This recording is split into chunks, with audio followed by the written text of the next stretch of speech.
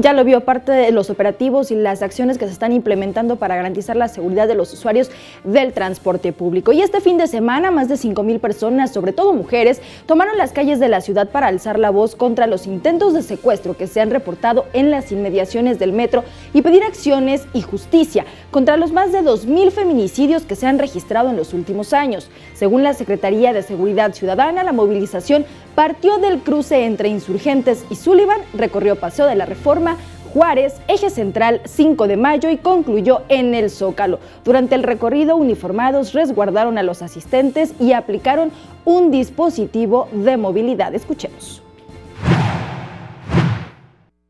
Ya he sido víctima de asaltos y yo sé que esos no le temen ni a los hombres ni a las mujeres, ¿no? Pero últimamente al escuchar todas estas noticias sobre los secuestros, definitivamente me siento más vulnerable por ser mujer.